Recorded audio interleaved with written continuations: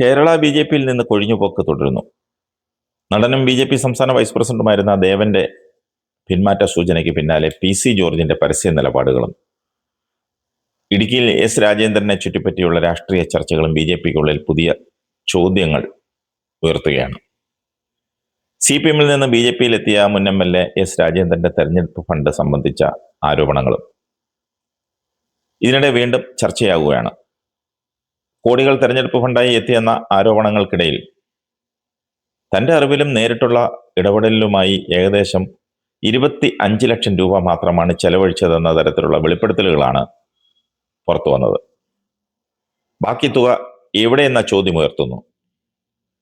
ഈ ആരോപണങ്ങളിൽ B J P നേതൃത്വം സ്വീകരിച്ച നിലപാട് അപക്വമായി പോയി.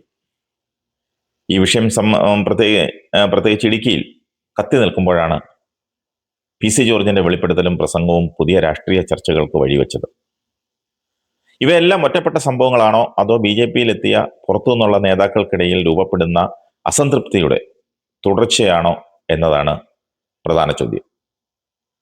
ദേവന്റെ രാജ്യസൂചനയാണ് ഇതിന് പുതിയ മാനം നൽകിയത്. കണിച്ചുകുളങ്ങരയിലെ പരിപാടിയിൽ പാർട്ടി പദവിയിൽ നിന്നും അംഗത്വത്തിൽ നിന്നുമൊക്കെ പിന്മാറാനുള്ള തീരുമാനം, ആ തീരുമാനം പ്രഖ്യാപിച്ചതും രാജിക്കത്ത് തയ്യാറാക്കി വെച്ചിട്ടുണ്ടെന്ന പരാമർശവും സോഷ്യൽ മീഡിയയിൽ വലിയ ആഘോഷമായിരുന്നു. രാജിക്കത്ത് തയ്യാറാക്കി വെച്ചിരുന്നുവെങ്കിൽ അത് അതേ വേദിയിൽ തന്നെ സമർപ്പിക്കാതിരുന്നത് എന്തുകൊണ്ട്? തീരുമാനം മുൻകൂട്ടി ആരൊക്കെയാണ് അറിഞ്ഞിരുന്നത്? കണിച്ചുകുളങ്ങരയിലെ ആ വേദി തന്നെ ഈ പ്രഖ്യാപനത്തിനായി തെരഞ്ഞെടുത്തതിന് പിന്നിൽ എന്തെങ്കിലും രാഷ്ട്രീയ സന്ദേശമുണ്ടായിരുന്നോ? ദേവന്റെ ഈ രാജി പ്രഖ്യാപനത്തിന് മുൻപ് വെള്ളാപ്പള്ളി നടേശന്റെയും തുഷാർ വെള്ളാപ്പള്ളിയുടെയും സാന്നിധ്യത്തിലോ അല്ലെങ്കിൽ അറിവിലോ എന്തെങ്കിലും രാഷ്ട്രീയ ആശയവിനിമയം നടന്നിരുന്നോ എന്നൊക്കെയുള്ള ചില ചോദ്യങ്ങളും സംശയങ്ങളും രാഷ്ട്രീയ കേന്ദ്രങ്ങളിൽ ഉയരുന്നുണ്ട്. അതിനാൽ വെള്ളാപ്പള്ളിയുടെ വീട്ടിൽ നടന്ന ഗൂഢാലോചനയുടെ ഭാഗമായാണോ ദേവന്റെ രാജിയെന്നും സംശയിക്കുന്നവരുണ്ട്. അതേസമയം കണിച്ചുകുളങ്ങരയിലെ വേദിയും ദേവന്റെ പ്രഖ്യാപനവും കൂട്ടി വായിക്കുമ്പോൾ സാമൂഹിക പ്രാതിനിധ്യം, പാർട്ടിയിലെ പരിഗണന, പുറത്തുനിന്ന് എത്തുന്ന നേതാക്കളുടെ രാഷ്ട്രീയ സ്ഥാനം, പദവി തുടങ്ങിയ വിഷയങ്ങളും ചർച്ചയാകുന്നുണ്ട്. ഇതിനൊപ്പം പി സി ജോർജിന്റെ പ്രസംഗവും ശ്രദ്ധേയമാണ്. പ്രസംഗം പുറത്തു വന്ന രീതി, അത് വിവിധ മാധ്യമങ്ങളിൽ എത്തിയ വേഗം, അതിനു പിന്നാലെയുണ്ടായ പി സി ജോർജിന്റെ രാഷ്ട്രീയ പ്രതികരണം എന്നിവയൊക്കെ ചില ചോദ്യങ്ങൾ ഉയർത്തുന്നുണ്ട്.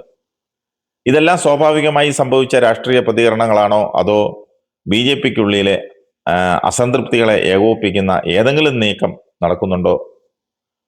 അതുപോലെ ദേവൻ, പി സി ജോർജ് തുടങ്ങിയ നേതാക്കളുടെ നിലപാടുകൾ ഒരേ സമയത്ത് ചർച്ചയാകുന്നത് ബി ജെ പി നേതൃത്വത്തിന് അവഗണിക്കാനാകാത്ത രാഷ്ട്രീയ സൂചനയാണോ നൽകുന്നതെന്നൊക്കെയുള്ള സംശയങ്ങളാണ് സൂചിപ്പിക്കുന്നത്.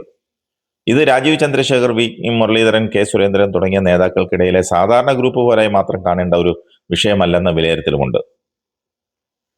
വിവിധ രാഷ്ട്രീയ പാർട്ടികളിൽ നിന്ന് ബി ജെ പിയിലെത്തിയ നേതാക്കളിൽ അസംതൃപ്തി ശക്തമായാൽ അത് സംഘടനയ്ക്കുള്ളിൽ പുതിയ രാഷ്ട്രീയ ധ്രുവീകരണത്തിന് വഴി ഒരുക്കിയേക്കാം.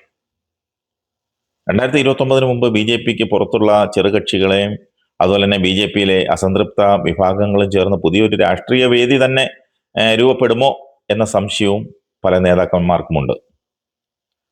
നിലവിലുള്ള മുന്നണികൾക്ക് പുറത്തുള്ള ചില രാഷ്ട്രീയ ശക്തികൾ അവരൊരുമിച്ചാൽ കേരളത്തിൽ പുതിയൊരു രാഷ്ട്രീയ പരീക്ഷണത്തിന് തന്നെ സാധ്യതയുണ്ടെന്ന വിലയിരുത്തലും മുതിർന്ന നേതാക്കൾക്കുണ്ട്.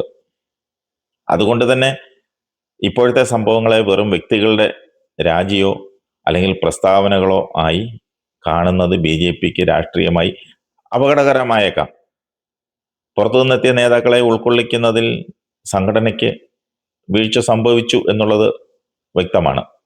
അസംതൃപ്തി നേരത്തെ തിരിച്ചറിയുന്നതിൽ നേതൃത്വം പരാജയപ്പെട്ട രീതിയിലാണ് നമുക്ക് കാണാൻ സാധിക്കുന്നത്. അല്ലെങ്കിൽ ബി ജെ പിയുടെ വളർച്ച തടയാൻ വിവിധ രാഷ്ട്രീയ താല്പര്യങ്ങൾ ഒരുമിക്കുന്നുണ്ടോ എന്ന് സംശയിക്കേണ്ടിയിരിക്കുന്നു. ഈ ചോദ്യങ്ങൾക്കൊക്കെ ഉള്ള ഉത്തരങ്ങൾ വരും ദിവസങ്ങളിലെ രാഷ്ട്രീയ നീക്കങ്ങൾ വ്യക്തമാക്കും.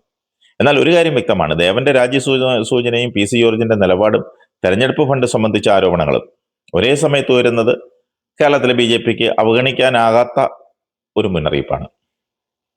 തെരഞ്ഞെടുപ്പ് ഫണ്ടിനെ കുറിച്ച് മുൻപും ഒരുപാട് ആക്ഷേപങ്ങൾ ഉയർന്നിട്ടുണ്ട്. 2020 ഈ തെരഞ്ഞെടുപ്പ് ഫണ്ട് മാത്രം കണ്ടുകൊണ്ട് ബി ജെ പിയോടൊപ്പം ചേർന്നതാണെന്ന് കൂടെയുള്ളവർ തന്നെ പറയുന്നു. കോടികളുടെ ഈ തെരഞ്ഞെടുപ്പ് ഫണ്ടാണ് പലരെയും ബി ജെ പിയിലേക്ക് ആകർഷിക്കുന്നത്. അല്ലാതെ ഒരു വ്യക്തമായ രാഷ്ട്രീയ ലക്ഷ്യമോ തത്വമോ ഒന്നുമില്ലാതെ കുറച്ച് കാശുണ്ടാക്കാം എന്ന ചിന്തയിൽ അവരൊക്കെ വരും. അത് നടക്കാതെ വരുമ്പോൾ എന്തെങ്കിലും കാരണങ്ങൾ പറഞ്ഞ് ഇറങ്ങിപ്പോകും.